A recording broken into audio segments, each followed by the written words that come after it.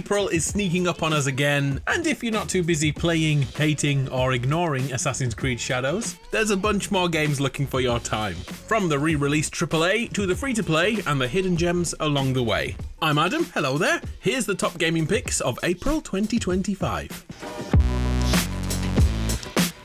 There's an RPG previewers have been raving about, but still not many gamers are aware. This is Clair Obscur Expedition 33, and get this premise for a game.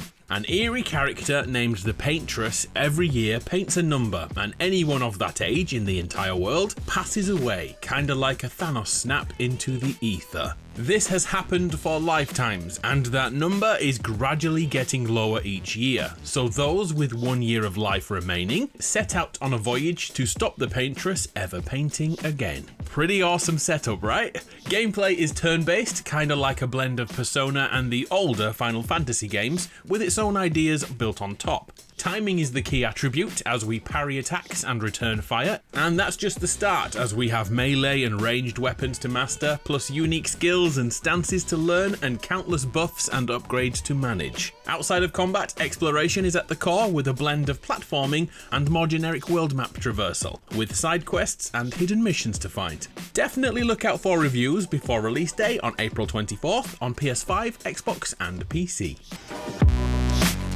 April is said to be the month Indiana Jones comes over to PS5. The Great Circle has us fill the boots of the original Tomb Raider himself in first person in fact, with whip in hand and a story as good as the early movies. You may expect a game that mirrors Lara's adventures or Nathan Drake's in the Uncharted series, but the Great Circle is much more stealth focused with slower paced exploration.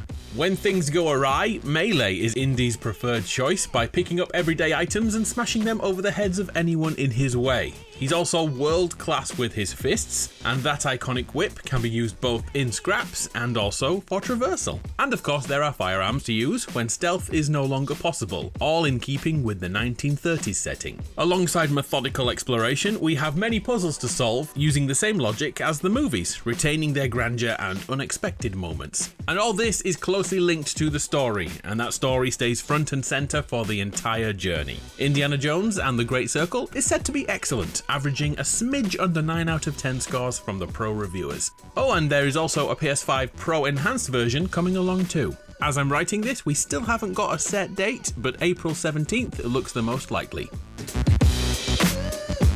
Next, on to another Xbox behemoth, this time Forza Horizon 5, and it's coming to the PS5 again. Microsoft continue to widen the reach of their once exclusive games with more ports onto other platforms. And Forza is huge, over 10 million players on the first week of launch back in 2021. This is an open world racing game which primarily is arcadey in style, but has enough simulation elements to please both crowds.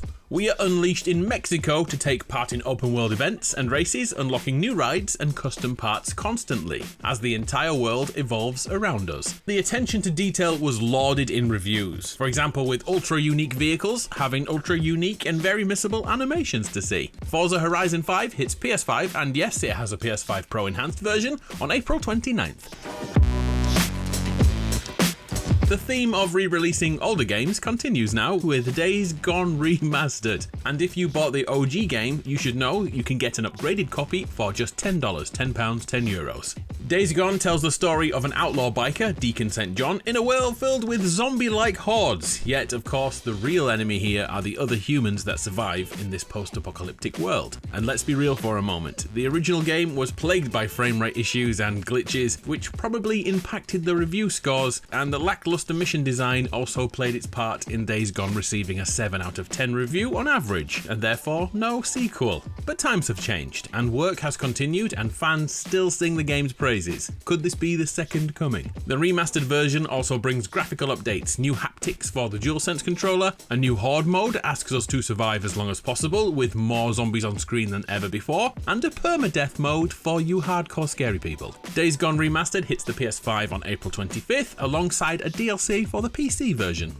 And wait, there's another re-release. This time it's The Last of Us Part 2 Remastered, coming to PC. Another zombie-like post-apocalypse, with more of a horror feel as we are hunted by both the undead and rival groups who have trained dogs to sniff us out constantly. The Last of Us Part 2 received perfect 10s from many reviewers, yet a lot of people really disliked the story. This version of Part 2 comes with the roguelike survival mode with a bunch of playable characters from the games, and my favourite part is the cut content levels with developer commentary, and you can also play the guitar whenever you like. Whether you love or hate Abby, The Last of Us Part 2 Remastered hits PC on April 3rd.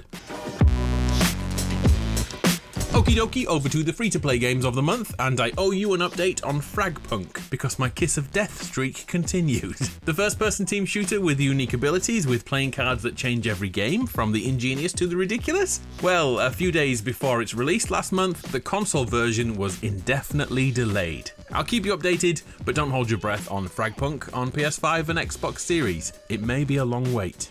A free-to-play game that is out right now is Arcadegeddon, an ever-evolving co-op roguelike shooter drenched in neon. If you're getting deja vu, you're not wrong. This is a game which is a few years old now and decided to make the switch to free-to-play. Which, on the plus side, means on console there's no more PS Plus or Xbox Live paywalls to pay and play. Arcadegeddon is set in an arcade that digitally inserts us and two friends into the gaming world. It's then a multiplayer shooter spanning different biomes, searching for hidden loot and upgrades, and adapting to the playstyles to suit the enemies which keep evolving. But the real appeal is to see what weapon you pull next and how the heck you use it. Should we die in game, it's back to the beginning we go, and the next run will be completely different, as no two games are the same. Arcadegeddon is out right now for free on PS4, PS5, the Xboxes, and PC. A free game I missed last month is War Robots Frontiers, a mech game in which we build our own custom war robot and go online to wreck other custom mechs made by other players. The modular system allows us to build the exact mech we want for each scenario, speccing generally for defense or attack, or min-maxing to make a glass cannon who can destroy enemy players quickly but is so weak they can't risk being spotted. From what I can tell, the Battle Pass does award rarer modules, so this may be a pay-to-win game, but I'm assured free-to-play players can still earn enough tokens to make the same Gundams over time. If you've tried it, please give us some feedback on that, it'd be much appreciated. Is this the mech game for us all, or should we keep waiting for Mecha Break, which is due to release on PS5 and Xbox Series this year, and is totally free to play? In fact, the PC beta is going on right now, if that floats your boat. A game which is dropping on PS Plus Extra and Xbox Gamepass this month is Blueprints, an architectural adventure game in which we go into a mansion with 45 rooms. The thing is, those rooms constantly shift. This movement feeds into genre switching, with puzzles to solve, a mystery to outsmart, and if you're good enough, there is a fabled 46th room somewhere to be found. The gameplay loop only gives us so many chances to solve each room before the mansion resets and a new attempt can be started. But don't expect to see the same rooms, things keep shifting, remember, and sometimes a thing we find in one puzzle is needed for another puzzle. This one might hurt your brain. Blueprints comes to PS5, Xbox Series and PC on April 10th. Another game dropping on PS Plus this month is the second part of Lost Records Bloom and Rage, this time Tape 2. Playing very similarly to Don't Nod's other games, like the Life is Strange series, which focuses on self-discovery and living with the decisions you make. Lost Records is set in the present day as a bunch of adults decide to meet up again 27 years after the summer that defined their friendship. And then both plots and timelines run parallel with each other. The first part ended with a bombshell, so Tape 2 has lots of questions that need answering when Lost Records Bloom and Rage drops on April 15th on PS5, Xbox Series and PC, and the first part is already on PS Plus Extra if you want to get up to date. And finally, here's a $15 game which got its console release date. Finding Frankie.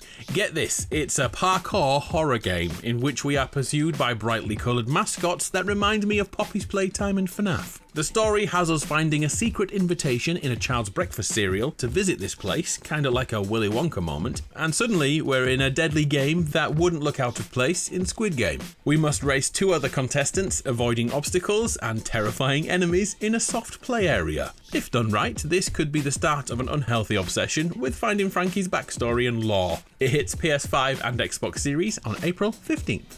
Hey, we got to the end of another monthly games video, so I owe you dad jokes, like this. My friend had an accident while playing peekaboo with his kids. Peekaboo. He had to go to hospital. He's currently in the ICU. Hang on, let me try that again. He's currently in the ICU. It's so bad. I went to visit the chiropractor to get my back fixed. I thought he wasn't any good at his job, but now I stand corrected. Clever, eh? Clever? There, okay. Let's end on a good one. What do you call two birds that are stuck together? Velcros. That was a really bad ending. I'm Adam, you're awesome. It's been a pleasure. See ya.